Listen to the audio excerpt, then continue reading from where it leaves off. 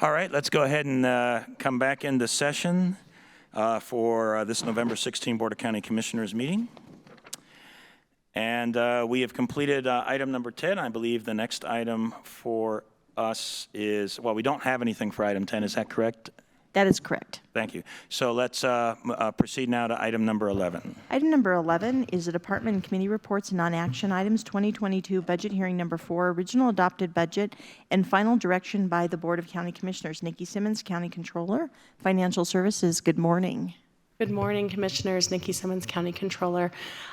Here this morning to kick off Budget Hearing Number 4, which is our final direction on the 2022 Original Adopted Budget. This is our opportunity to make changes to the preliminary balanced budget that was presented to you at the beginning of October. So we will be going through the critical needs spreadsheet, anything that was added to the budget, and this is our opportunity to make some changes. We do have a couple staff proposed changes based on some conversations we've been having and looking for just a little bit of direction on that. How this hearing will work today, we're not taking any official action. There are no votes necessary today. We are just getting direction to staff to prepare the original adopted budget documents, which we will come back to at the beginning of December and vote on that. And at that point, that's when the whole document is put together, all the mill levies and everything. There's a resolution to adopt the budget, a resolution to adopt the mill levy, and a resolution to authorize transfers between funds. And so we need final direction today in order to do that and be able to vote in early December. So today, how this process will work for any changes from the preliminary balanced budget to the original adopted budget, I'll look for 3 head nods. And so if I have 3 commissioners in support, not an official vote, but in support of making a change, either an addition or reduction to the preliminary balanced budget as presented, I'll look for 3 head nods to make that change. If we don't have 3, we won't make that change. So I don't have a presentation for you today. It's just the spreadsheet. So we'll get right to it. And if there's any questions, absolutely just go ahead and ask them in the middle of anything.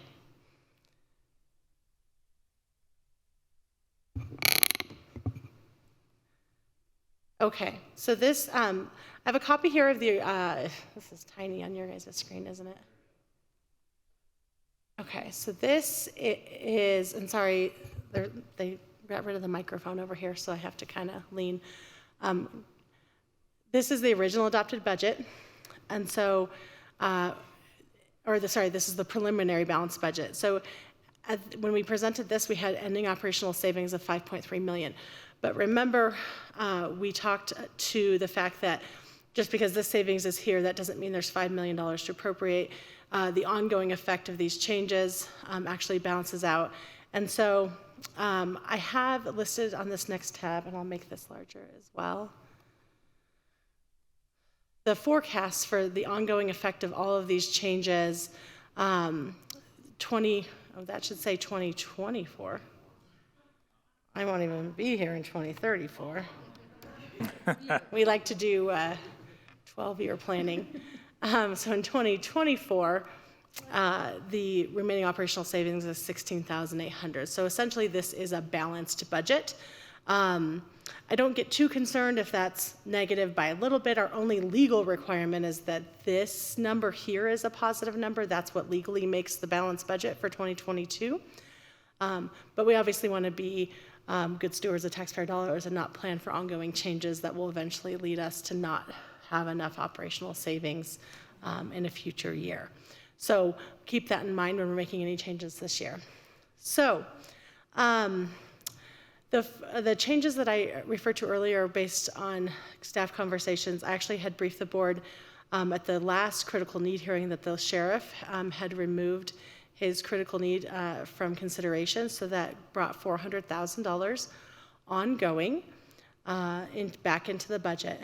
But then we also knew going in that we were going to need an increase to our Humane Society contract. And our county administration has been working with the Humane Society on what that will look like for 2022. And that has been settled at $125,000. So that remains $275,000 available for appropriation. And then in conversations with staff and commissioners, we have looked at the Economic Development Business Revolving Loan Fund of $1.5 million. That was one-time funds, as well as the Economic Development Housing Authority corpus, moving that from $3 million to $2 million, which creates an additional $1 million $1 million one time, which would allow us to put $2.5 million more into the budget. And staff's proposal is that that would go to roads as one-time funds. And so I do need head nods to do these things. I also, at this point, this just says it's available for ongoing appropriation. I know that there is some discussion that the commissioners would like to have regarding if that's, of what department that would be appropriated to. So at this point, I would like to see, so this is reduced. I don't believe we need a head nod for that. The Humane Society increase, are we comfortable with that? I'm seeing 3 at least, so that can stay in. And then this is a total elimination of the Economic Development Business Revolving Loan Fund. Okay, I see at least 3. And then this Economic Development Housing Authority corpus is a reduction from the initial proposed amount of $3 million to $2 million. Is there any discussion or questions on that? Commissioner, let's see, do I have 2 here? Commissioner Geithner, go ahead. Thank you. So I recognize that this is a reduction to the initial conversation. I'm going to voice my opinion that I believe with the road needs that we have identified and are working towards, and also with my concern on how this impacts the rest of our housing, including the so-called missing middle that we talk about a lot. I personally would like to see all of this money move to roads. Okay, thank you, Commissioner. And Commissioner Gonzalez, you have some comments? Thank you, Mr. Chair. Yeah, so I was one of the people who was involved in this conversation. I think we all were trying to get additional funds for roads, and so I'm very pleased to see that $2.5 million. If we can get a little bit more, but I'm very hopeful that there's discussions of perhaps allowing some more flexibility next year with the ARPA funds, and so my hope would be that would allow us to put more infrastructure dollars next year, but that's something that still needs to be changed at the federal level. But I was very pleased that we were able to get additional money. If it's 2.5 or more, that'd be awesome. But seeing that we're getting additional dollars, tightening the belt, doing what we have to do to get more money into what has always been, with public safety, right up there at the top of priorities for me, is getting these additional dollars. I think one of the other things is when we talk about the business fund there, I do want to highlight that El Paso County, I thought, has done an outstanding job of helping our businesses and our residents get back to work during this time with the COVID shutdowns and the issues that businesses had. Last year, I believe we gave close to $14 million in business grants. This year, an additional $10 million. So over 2 years, $24 million of federal dollars in these business grants. And so I think we have done an excellent job of helping take care of our businesses and our residents get back to work. And so I do think it is smart to provide these $2.5 million to roads, and I'll be very supportive of that. And then we can have additional discussions on, I guess we still have to decide on 275, whether perhaps that goes to roads, or I do know that over the last several years, Parks has been, I would say, not gotten much additional support.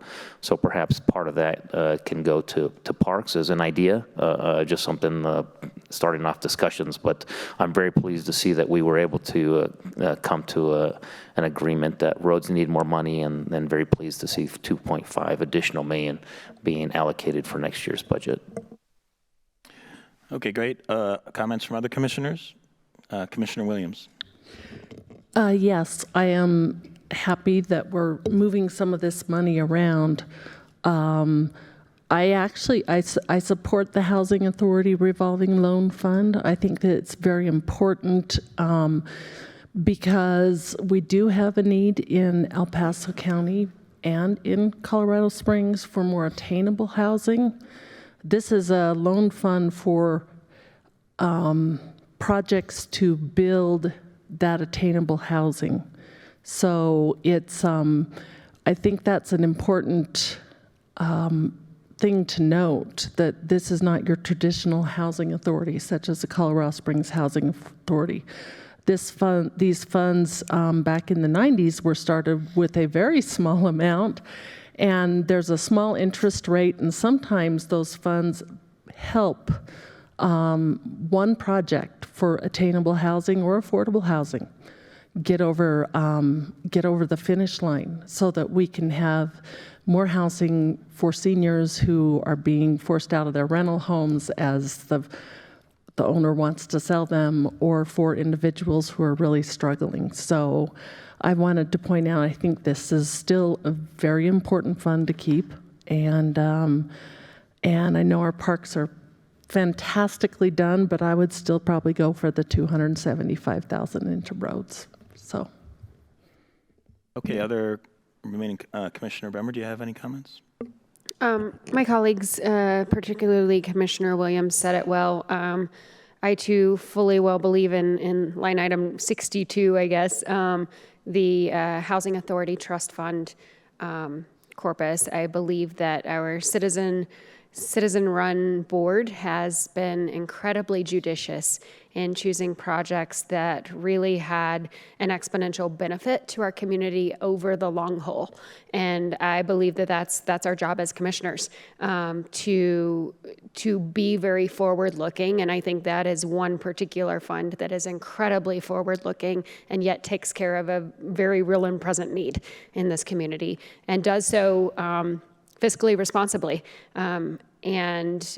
So I am okay with the reduction in that, but honestly, I mean, I think all of my colleagues know that I was fighting pretty hard for that, because we are poised at a time in this community where, you know, probably 70% of our conversations that we end up having with the business community, it always goes back to housing. And so I think there's a role for government to play in that. It's not a huge one, and this is an incredibly targeted, specific, well-run, well-managed revolving loan program that does come back to the county so that we can continue doing that work in the long haul. So, I mean, I am okay with what I would say is a compromise that we see in front of us here today. But I also wanted to voice my strong opinion that that's a very well done. The Housing Authority Trust Fund is such a well done, well managed, very well conceived. Almost 20 years ago now, more than 20 years ago now, and so. Looking forward, I want to see that be able to continue. This is a one-time from this year to kind of to fill a very specific need, because there have been a lot of housing projects that have occurred in this community in the last year. So all of that to say, I'm good with what I see on the spreadsheet here, but I will be a champion for well-managed private sector-based programs that help our community get more units on the market, so that we can get our citizens into units, and also realizing the larger scale impacts that has on many of our other systems, in our Department of Human Services, in many other pieces of the government that the county is responsible for as well. Great, thank you very much. And so I have maybe, well, first of all, I also support the remaining $2 million in the Housing Authority and Revolving Loan Fund because of the critical and important nature of that. but I also recognize how important it is we do what we can to get funds in the road. So I support the proposed, reduction of those two programs and then adding that $2.5 million into roads. I think that is the appropriate thing to do. But kind of based on the comments that I've heard from some of the other commissioners, I have two proposed ideas for further conversation, and the commissioners can perhaps tell me if they agree with this. The first one would be perhaps for Crystal Latier to come down and talk to us about, because she's got two funding lines here, and to make sure that we have a good understanding on what's the best mix of those two funding lines for the remaining $2 million that we might potentially keep in the budget for her. And then the other one, I heard a comment regarding the available of 275. I think I heard one comment about putting that into roads and another comment about putting that into parks, and perhaps we could have Mr. Martz come and talk to us briefly about if he were to be provided that 275, where would he place that money? Let's maybe hear that. Commissioner Williams. Well, and I think we have a third idea for that. Please. So we could split the 275,000, 125,000 into roads, 75,000 into parks, and 75,000 into code enforcement cleanup. Okay, so I appreciate that idea as well, and let's kind of have a conversation about those three items. I do have one final one as well, and then Commissioner, I'll let you have an opportunity to speak. There is this remaining, if I understand it correctly, this $5.3 million ending operational savings. You said we need to hold some of that, but maybe just give us a justification for why we should hold all of that, because maybe, if I understand these numbers correctly, maybe some of that we could still place somewhere. I just want to ask that question. So, all right, Commissioner Geithner. Thank you, Mr. Chair. I just wanted to make a clarifying comment. Though I appreciate all of my colleagues' comments about housing and the concerns around housing, this is not a dichotomy of concerned about housing or not. It is, my comments about the missing middle and the concerns around what this actually does and whether it fixes it. I think we'd all like to see housing. We'd all like to see people be able to get into housing. Those are things that we can all agree on. The difference is whether or not this is the way to do it, the time to do it, and whether this is the most effective way to do it.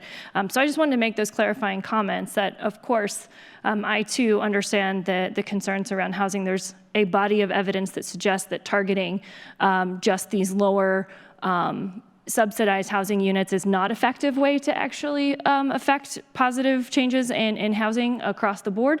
And so that is part of my consideration, as well as just the prioritization of our roads.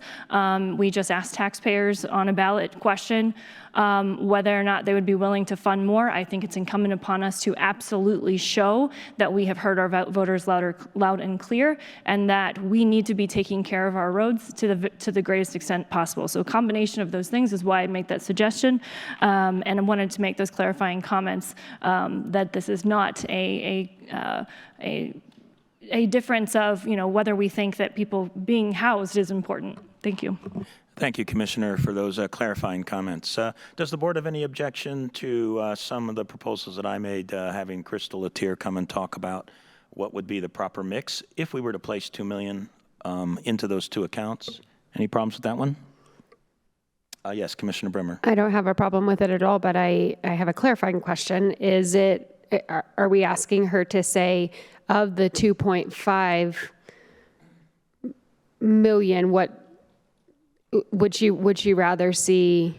Would she rather see a different composition between those two, or is she presenting specifically on housing trust fund? What are we asking her to? Yeah, so thank you. So I'll just tell you what my question is, but when she comes up, any of the commissioners obviously can ask any question that would be maybe somewhat different from mine. My question is not about changing those numbers as far as adding in the 2.5 between the two lines and then placing that 2.5 against roads. So I'm not questioning that in any way. My question is, of the remaining $2 million that is left in the housing authority line, is that the right mix, or should some component of that be moved into a revolving loan fund, or is the $2 million properly placed? So that's my question. But as she speaks, please feel free to ask any other question that might have a different conversation about those numbers. All right, thank you. And can I clarify just before Crystal comes up to talk?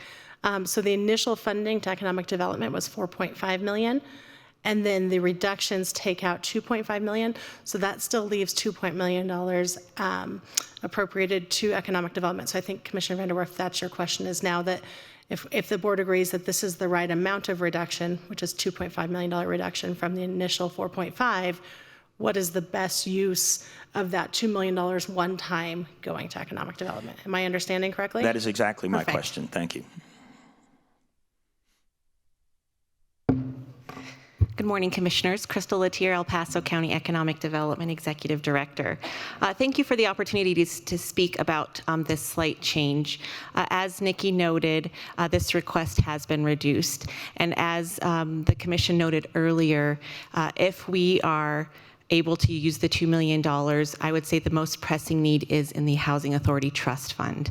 And why I say that, as Commissioner Gonzalez noted earlier, this board did a fantastic job of allocating federal resources that we received through CARES and ARPA to support a program known as the Regional Business Relief Fund.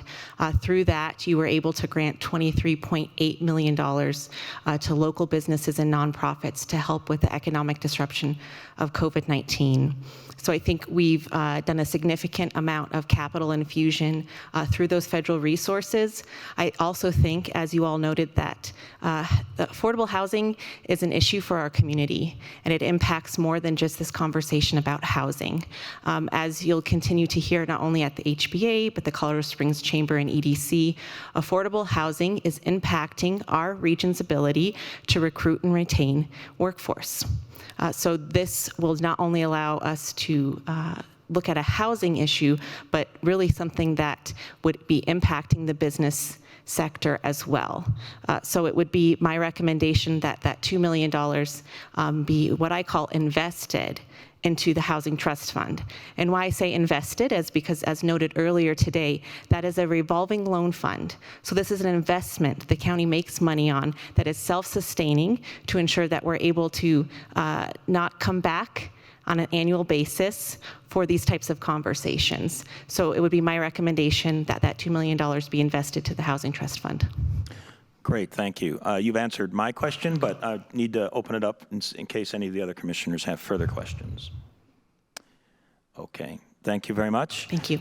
Appreciate that. And perhaps maybe then at this point, if we could have Mr. Martz, because the other question is, I think we've got a couple of ideas on the floor here for conversation. One is a placement of the 275 into parks, and the other is a mix of that 275 being used for a couple of different approaches. Sure. Good morning, Commissioners. Todd Martz, Community Services Executive Director. We would use that money wisely, and I can prioritize it too. And so we're glad to hear that. It's hard when it's unknown that amount, but I can tell you the priorities that we have currently. Deferred maintenance, that was what we were going to use any additional funding that we receive on. And within that, there's two areas that we would use for deferred maintenance. One is accessibility.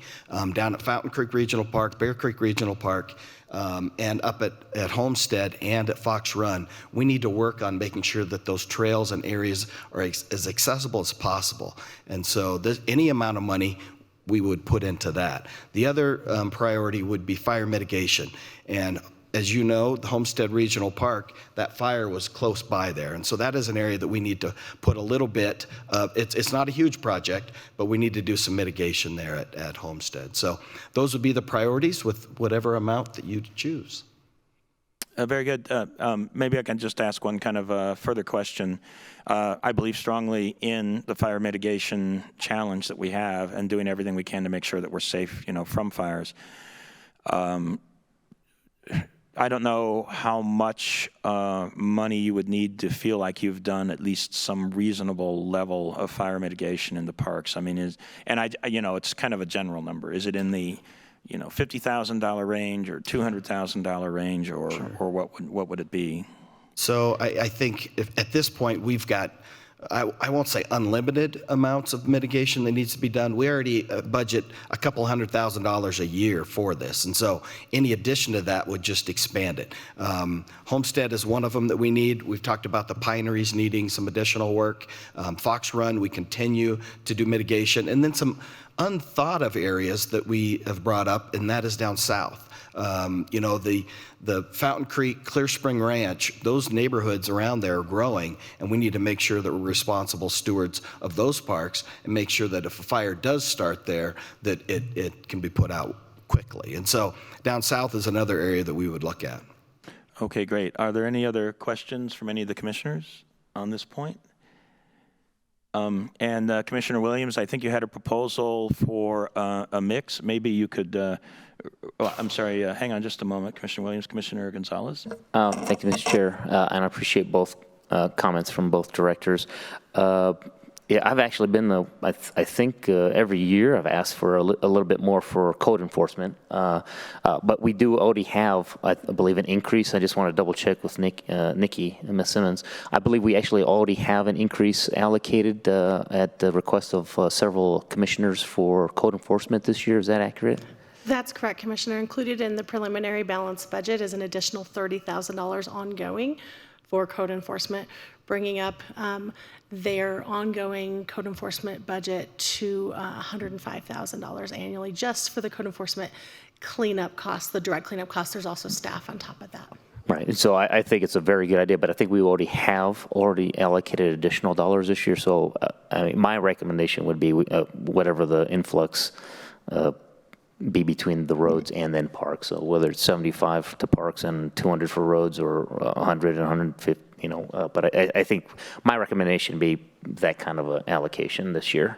All right. Thank you, Commissioner Gonzalez. Commissioner Williams, perhaps, you can maybe address each of your recommendations one at a time. Maybe we can start with the code enforcement. Well, actually, I was really liking, maybe I'm okay with the whole $275,000 going to parks, because I do know that wildfire mitigation has been a really big issue in my district. And so the projects that Mr. Martz mentioned are important. Providing safety for our constituents in the parks, as far as accessibility, is important as well. So we've got two really great needs that we could consider here. So I'm pretty fine with either of them.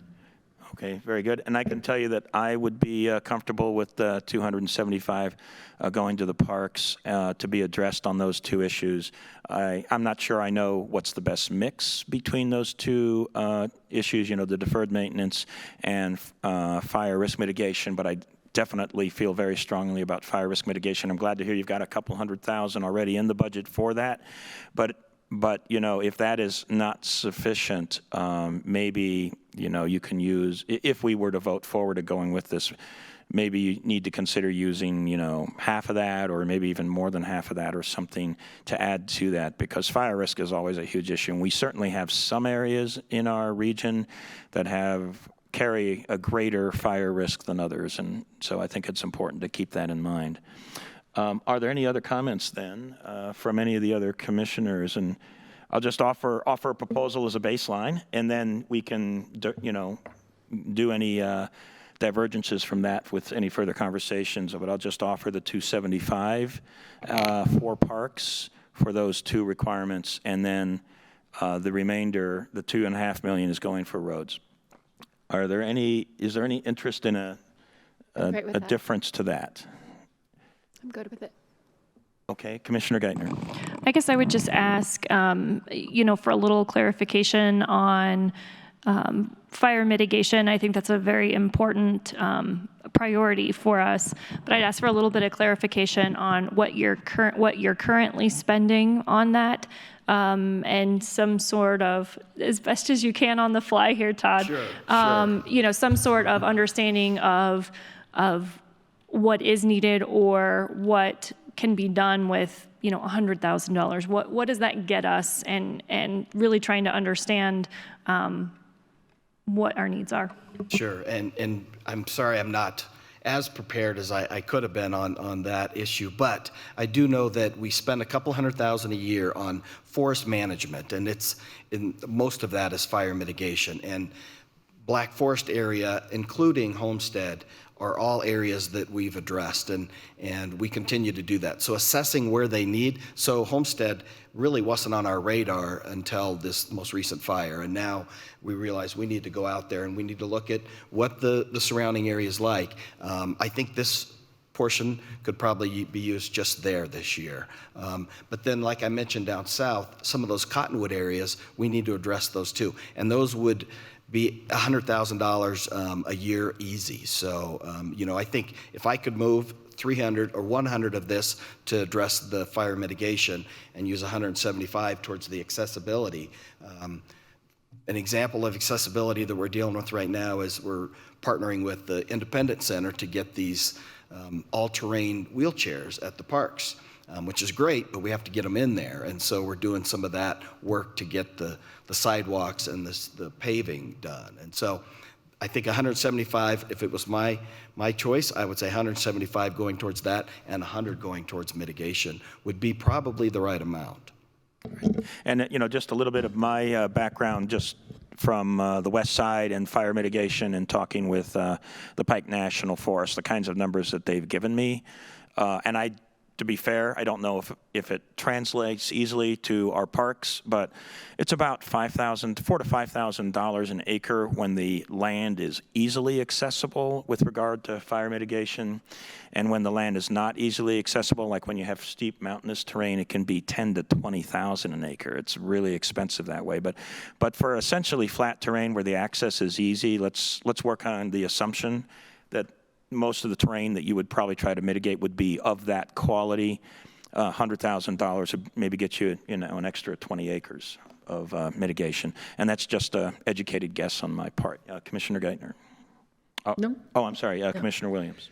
So two comments right here. I know that I was given statistics for our Saturday meeting. The Sheriff's Wildland Fire Team also did an additional $58,000 worth of mitigation, very targeted mitigation in areas. And that's, I think, a team of 4 people. On the fire mitigation, and I'm happy with your proposal, the 175 towards the ongoing needs for accessibility and rehabbing, and 100,000 for the fire mitigation. When I speak to constituents, I like to always say to them, wildfire mitigation starts with you.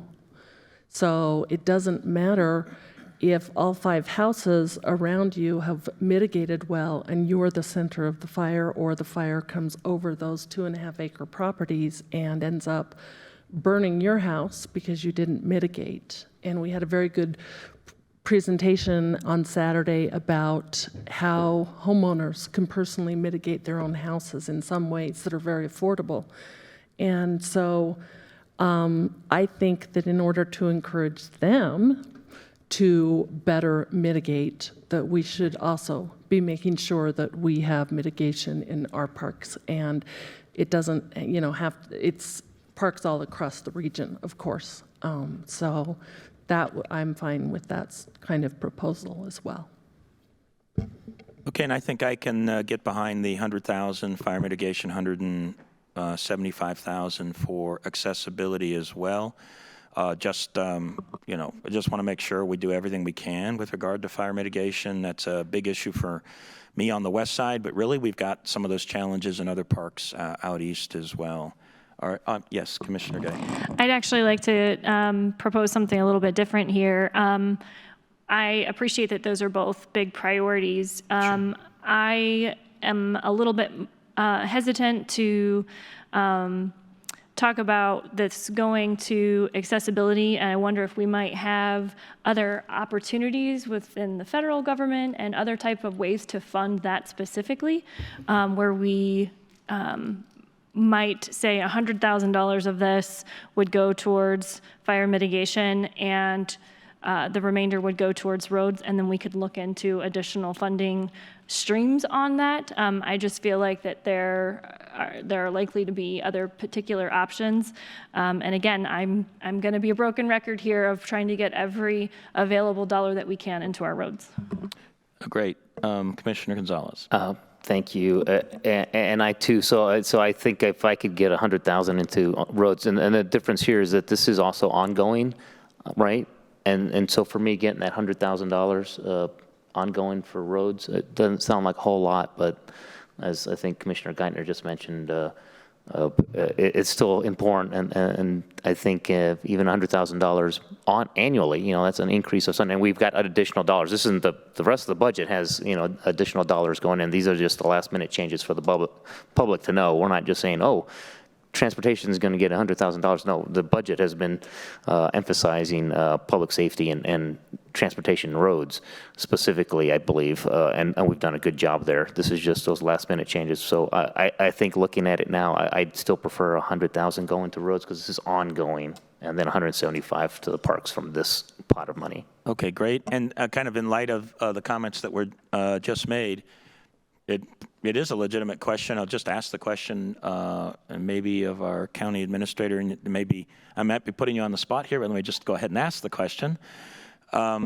We know we have ARPA funds coming for things like accessibility of parks, and maybe this is also for the county attorney, for accessibility in parks. Can that be maybe funded under ARPA with regard to giving people opportunities to get outdoors and be a little safer from COVID, or some kind of, phraseology like that? Yeah. Thank you, Mr. Chair. I think currently the way ARPA sits, it's not eligible. However, the commissioners and we've all talked about that Flexibility Act. If that gets in play, there's certainly more opportunity. But I think as ARPA stands, the way that is structured, we'll look at it again. But I think currently as it stands, there's probably not flexibility to do something like that. And maybe Ms. Simmons could correct me. No, I'm not going to correct you. You're absolutely correct. At this point, that wouldn't fit within the guidelines that we have of who and how we can help with the ARPA funding. But we'll continue to monitor that Flexibility Act and hope that we get that flexibility for a significant portion of our funds. Okay. Okay, I have one more proposal. This please, one go might ahead. work because I also like what Commissioner Geithner's proposing. So we have additional for roads one time at 2.5 million, and we have available ongoing at 275 for parks.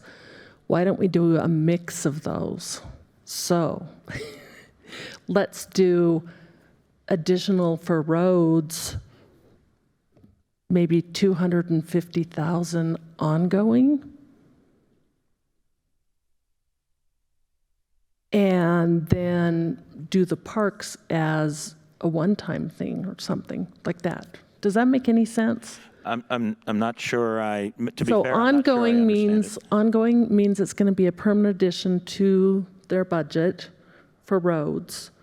And the one-time is we're going to put a one-time infusion into this issue.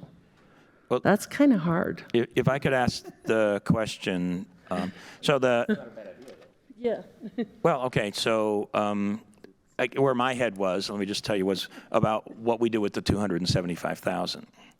Do you have a specific recommendation on that? Because we definitely have some other commissioners suggesting, and I'll just offer 100,000 in that 275, which would go to parks, and that would be for mitigation. And I think we have a conversation about whether the other 175 goes towards accessibility, or maybe we move it over to roads. Accessibility in parks, or whether we move it over to roads. So that was where my head was that conversation. So how does your comment fit into that context? Or maybe it doesn't.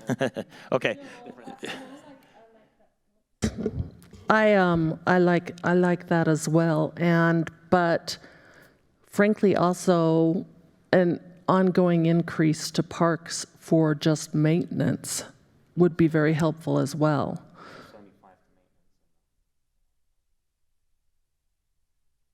Yeah, Go ahead and say that. Then, You're asking me to do math based on on the all dais. okay, so based on all the different little conversations, I think, how about, yes, so 100,000 for mitigation, parks maintenance, 75,000, and then roads ongoing, 100,000. I think that would fairly cover everybody. Okay, we have an ongoing. And it gets more money to roads, which I really appreciate, and gives more money to parks, which has always been, I think, not gotten enough. And I could get behind that idea as well, but let's open the floor for other commissioner comments. Yes, Commissioner Bremer. Thank you. I could also get behind what we see. Nikki just put what Commissioner Gonzalez suggested on the screen. And I will say that I do think that both of the items we're discussing around parks, both fire mitigation and accessibility, are both, in my mind, they're liabilities hanging over our heads, and at some point we're going to have to fix or deal with both of those. And so I think it's actually pretty smart to have that in an ongoing funding category, because it is I personally think it's a legal liability to not. But I'm not a lawyer. Thank you, Commissioner. Commissioner Geithner. I appreciate all of the, thoughtful comments here. I don't like that we have more going to parks than we do to roads ongoing in this split. I understand this is a small piece of the picture here, but my comment was not just about ARPA funds. ARPA funds are not the only resource out there in terms of seeking other funding. And so I feel like, this is, while there may not be someone coming to sue us yet about our roads, hopefully that's not something citizens are considering. It does not mean that we do not have a pretty significant liability there, and that we need to be providing these for our citizens. It's one of the most important things that we do for citizens. So I am going to propose that we do the 100,000 for fire mitigation. I still think that it is appropriate to look at other potential funding that may be available, not necessarily through ARPA, could happen through the Flexibility Act, but it may come in other ways as well, and put the 175 into roads. So it would be 100 and then 175. Right, thank you. So that is, we've got two proposals here for continued conversation, but before we actually maybe try to get to a finalization of that, I'd like maybe to get my other question answered, which is, the 5.3 million at the bottom, can we move some of that into roads? And so if you could maybe answer that question, because maybe depending on where that goes, that might help us with this conversation. Okay, so this is where it gets a little confusing, right? Because taking out the 275,000 that's available ongoing does not necessarily need to be appropriated ongoing, right? It's available. But if you choose not to appropriate it, then there would be some more one-time funds available next year because there's money that we didn't appropriate, which, because we have fund balance moving forward, and I'm probably not making a lot of sense, but trust me, this makes sense in my head, moving forward, there would be more money, which means we could move one-time funds to this year. So let me show you a little spreadsheet magic and show you what those numbers might look like, but give me 30 seconds to do this. Okay, thanks. We will stand by. And in the meantime, While she's doing that, I'm pretty sure that Nikki is the only person who's allowed to do the math in public here on a spreadsheet. I try not to as well.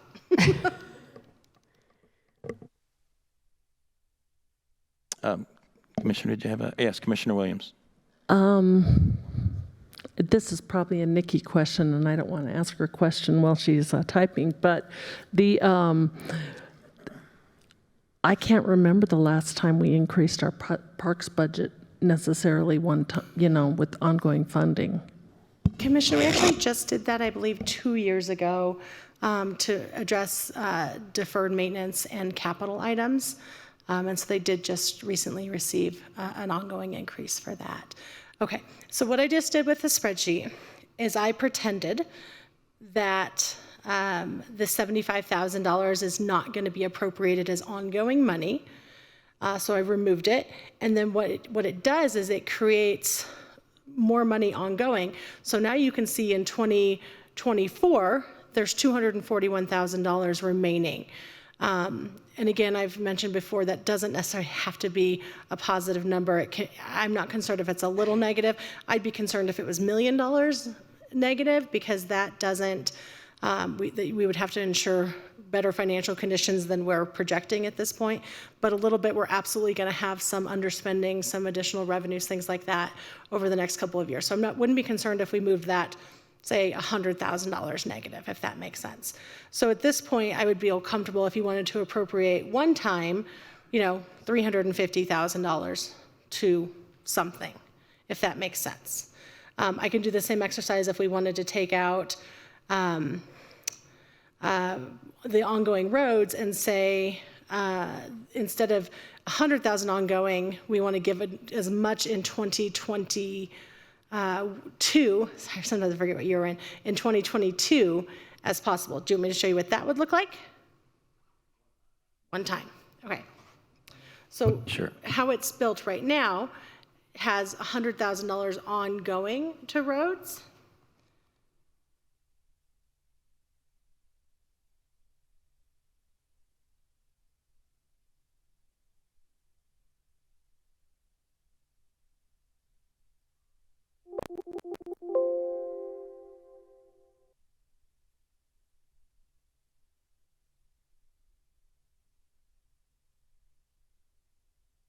That really is math in public now. Yeah, hoping I'm doing it correctly. No, I'm pretty confident in this. Okay, so instead of giving roads $100,000 ongoing, we could give them $600,000 this year. Because it basically would take the 75 now is their ongoing, which is not being appropriated in this example. Now the $100,000 isn't being appropriated ongoing. It's now available for appropriation. And so now the 2024 amount, which is that low year that we're really looking at, has $540,000. So if we wanted to look at 600 or 625, I would be comfortable with numbers like that. Is that kind of what you're asking? Well, I think so, and I see that some of the other commissioners have questions, but just for myself, actually, if you could just slide it up just slightly, a line or two, and I appreciate your explanation here. So let's say we take advantage of a little bit of flexibility with regard to the 2024 year, because you have a little bit on the positive instead of on the negative, and you're even willing to go a little bit negative. So let's say between the 275 and maybe some adjustments we could make on that line, we have about 600,000 available. Let's kind of posit that. You could just go to the 3 million.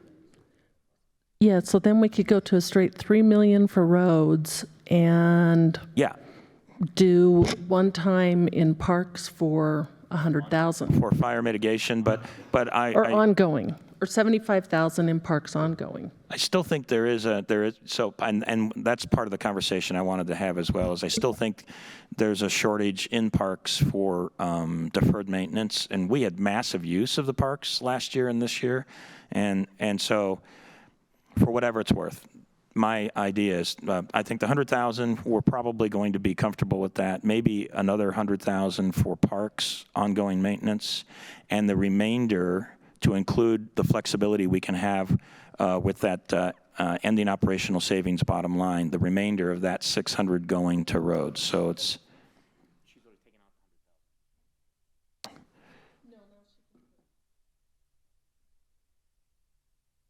I think she's going to show what it's going to look like. I think I heard that number.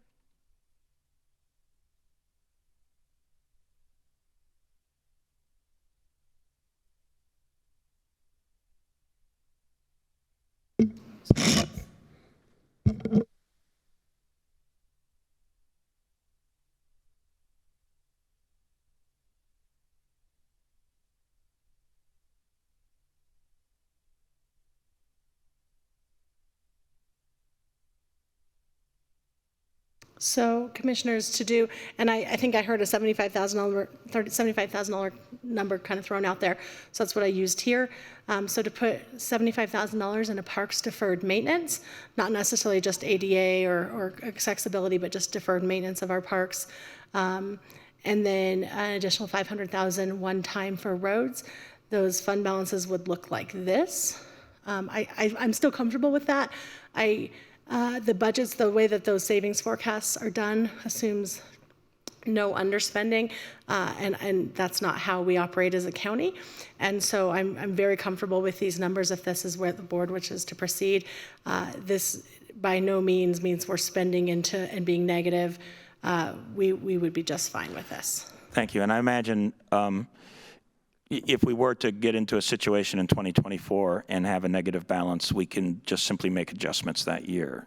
So that's why I think there's, your expression of comfort for that one line there that's read. So anyway, let me open it up to the commissioners for comments. Commissioner Geiger. I would love to have Kevin Maston weigh in on any thoughts that he has on the excuse me, the ongoing versus one-time numbers that we're discussing. Both good ideas. This one or the other one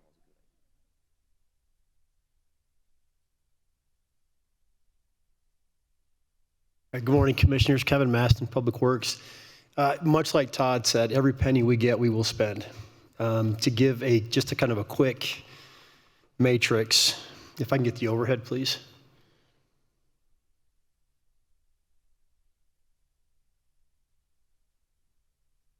Do I focus that here? Can you focus it up top? I'll try to work through this. I have this set up for 1.5 million, 2 million, and 2.5 million.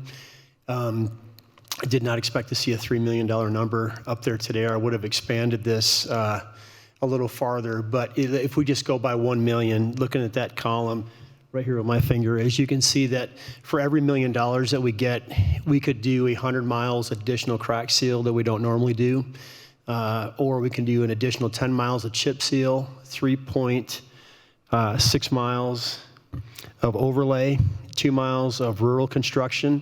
On the rural construction, that means no curb, no gutter, no ADA requirements. That's why we can get more mileage out of that. But for every million, if we're going to do urban, an urban style construction with curb, gutter, ADA, we can get about 0.2 miles per every million that we have. If we go to gravel roads, adding 4 inches of gravel material, we can get 5.7 miles for every $1 million that we get. And then if we do reconstruction with 4 inches of gravel, and that's basically using our reclaimer to mix in mag chloride, we'll get about 4 miles additional for every $1 million that we get. So I would just say that every penny that we do get, it will get spent and it will get put on roads. And our goal is to get the most visible, when I say the most visible, we want it to be construction that citizens can actually use now versus the unseen construction projects that don't necessarily have to be done at this point. We want to get as much done that we can, again, for citizens that they're going to use every day. Okay, other comments? Commissioner Gonzalez. Yes, I think I still would like your opinion. For your department, would you prefer the $500,000 increase or the $100,000 each year?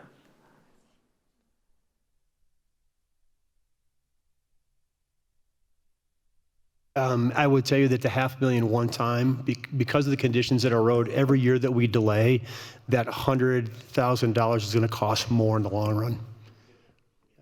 Thank you. I had to refer to my attorney. That was a great, That's what we need. That's what I need. that was an incredible phone a friend moment. Thank you. All right. Okay. That's the kind of right. response. Okay, so I think, yeah, let's go back to Nikki's sheet. Thank you, as Commissioner Williams is Thank you. recommending. Commissioners, I would like to state publicly that I have never purported to be an attorney. So the proposal we have right now is in addition to the initial staff recommendation of 2.5 million one time for roads, putting 500,000 one time into roads to bring that to additional $3 million, which if you remember back to the preliminary balanced budget, there was $10 million in there. So this brings this to one time of $13 million and then ongoing of $1 million additional to their 2021 budget. So For roads. $14 million more for roads than there was in 2021. It would reduce eliminate the business revolving loan fund, which we've already gotten head nods on. It would reduce the Economic Development Housing Authority Trust Fund allocation from $3 million to $2 million, which I still need to get head nods on, and then put $100,000 ongoing to Parks Fire Mitigation and $75,000 ongoing to Parks Deferred Maintenance. Is that the proposal that I hear at the moment? Yes, Commissioner Gonzalez. I like this, and I just want to clarify when we say reducing and eliminate that these were zeros before the budget year. The business revolving loan fund and the economic development housing were zeros, and so even though we said eliminating or reducing, we are actually providing $2 million that we had not provided before. So I just want to clarify that for the public, that we are adding to something we had not previously given to. That is absolutely correct. This is, when it says reduce and eliminate, that is from the preliminary balanced budget. And in the preliminary balanced budget, these were new additions that had not been funded before. So these are not eliminating programs we had already run. Great. So I think Commissioner Gonzalez says he can get behind this, if I heard that correctly. I see a head nod from Commissioner Williams, a head nod from Commissioner Bremer, and I can get behind this as well. And I just see a smiling face. I appreciate the work to get that additional one-time funding into roads. I am still concerned about the $2 million that we are spending into that housing fund, though with all due respect to Crystal, I much better than a grant program, and I acknowledge that. I still am concerned about that, but as I am the only one who has those concerns, it looks like this is the best I'm going to get here, so I appreciate that. And I appreciate very much that the commissioner did that with a smile. That's awesome. So thank you. All right. Okay. So I think that wraps this up. If I have 4 head nods for how this is presented now and a fifth for most of the everything, with the exception of that item, this is how we will go in and prepare the original adopted budget. Our budget team will spend the next 2.5 weeks putting together all those documents so that we file timely to ensure that we have an appropriated budget for 2022. Great. Really appreciate all your support. Yeah, let me just, I want to do one more round just to be sure, because I think once we settle, right, it's a complicated effort for you to get the budget to look right for us to go to a vote in December. So one last opportunity for any of the commissioners. And the topic is wide open, right? You know, any other thing. So, Commissioner Geithner. Yes, I do just want to address something outside of this, and that is the funds for public health. Is that increase still on here? That's what there it is, right there. Yes. I'm opposed to this. And I have been very vocal about my concerns with public health recently, and I really believe that our community has a lot of concerns about this as well. To address a quick quip by my friend Leon Kelly over here, Dr. Kelly, it is true that none of us want, I'm gonna, hopefully I get this right, a poop hamburger with a side of hepatitis A, and I recognize the very important role that public health plays in many of those things. However, I really am distressed by the recent actions of our public health department, and I am distressed based on the proclamation that came forward in direct response to this board's proclamation. I feel that an organization who is going to come out and decide to make a political statement challenging the efforts of this board is concerning. I don't believe that they're correct. And in addition to that, the backtracking on supporting our education leaders in this community has been very concerning to me. There has been an effort to politicize public health, to push agendas, specifically from our state leaders, and I'm very concerned about putting additional funding into an organization who, at this point, in my opinion, many of the board members do not have an understanding of the role of government, the appropriate way of addressing citizens. Some of the rhetoric that has come from there is concerning to me. And so I do not want to see this increase. I would be happy to see this go to roads, probably not a shock there. And I really believe that we need to revisit what expectations as local dollars go into public health, what the expectation is of what the goals are for public health at a local level. I have no desire to spend local tax dollars for our public health department to carry the water for Jared Polis and CDPHE at the state level. I don't think we have the same goals, and so those are my concerns. Thank you for your comments, Commissioner Geithner. Do we have any other sentiments on the board with regard to line item 44? Commissioner Bremer. I've stated strong support before, and that hasn't changed. So I don't think I will not be a head nod on eliminating this line item. I appreciate the fact that Commissioner Geithner can speak up and let us know where she stands on it, and I think that's incredibly appropriate. I don't feel the need in this budget hearing to necessarily address each of those things that was just said. Just overall, I do think, this is a line item budget for basically a request for very specific things that we are in year 3 of 4 of an ongoing commitment. And so that was pre-COVID. That we took a look at what our health department was doing, at what they were responsible for, at our growing population. And pre-COVID, this is not particularly about the pandemic or infectious disease control. It's also about, inspecting the restaurants, inspecting the pools, all the things that have traditionally been in the wheelhouse and responsibility of public health. And so this was a very strategic decision 3 years ago to get the health department to a point that they could continue to provide those services and many others that are our responsibility for a growing population. So, I can appreciate your comments, but in all due respect, I don't want to further politicize this issue by messing with that line item, because I think we have to keep laser focused on what our actual functions are. I also think we need to consider that the Board of Health is a policy-making body, and that is sometimes a little bit separated from the day-to-day operations, which is what we're talking about here. That's what we're actually responsible for here. It's what our public health director is responsible for.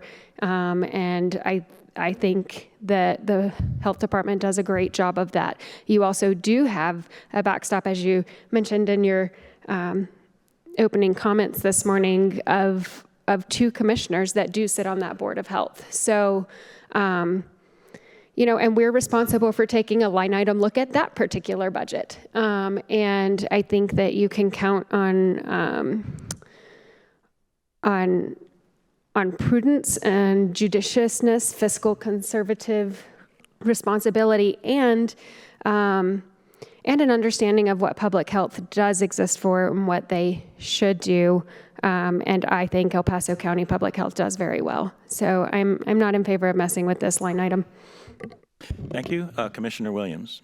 I would agree with what Commissioner Brimmer has said. So while our lives as commissioners were upended in April of 2020, and our whole entire focus had to become on what the governor was doing in relation to the coronavirus, I think that we've worked for several years to support the public health department itself with the restaurant inspections, the sewer system approvals, the basic functions when they had the hepatitis outbreak that they are required to do. And this represents something from a period of time when we had the Board of County Commissioners had a very poor relationship with public health back in the early 2000s and mid 2000s. And I think we've been working very hard as a team with Dr. Kelly, Dr. Johnson, and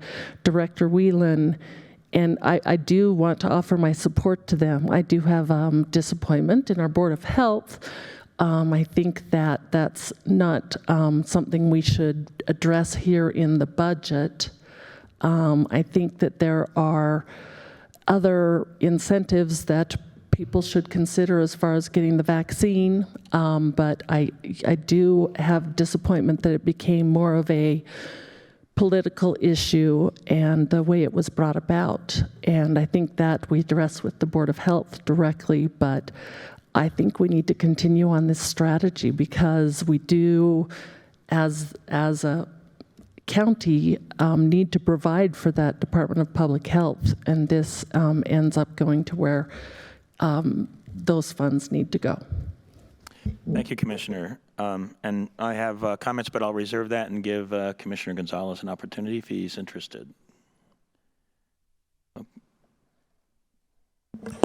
Well, this was, as it was clarified by everybody, this was already in the long-range plan for other things other than COVID. This is not a COVID-related increase, but I do agree and I appreciate Commissioner Geithner's concerns with the, I too saw a lot of what I see with the current administration at the federal level on CDPHE politicizing some of public health, and I don't appreciate that. But these were plans, long-term plans from several years ago for public health for things not related to COVID, and so I wouldn't want to change that when these dollars were meant for things related to its traditional role.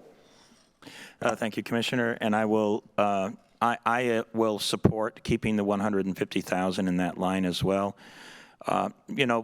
We certainly have had our contentious moments, and everybody on this board is well aware of those, but I do want to emphasize that the overwhelming core of our public health's position has been education. Education to help people make their own choices, and there can be discussions and disagreements about some of the nuances of that, and so forth and so on. But when you look at the overall overlining strategy, it's been education, not mandates, and I believe that they'll continue to do that. I consider, notwithstanding again some of the controversy and some of the challenge that we have, that we actually stand, our public health office stands as a counterbalance to some of the other things that I absolutely disagree with that are coming from the state and the federal government.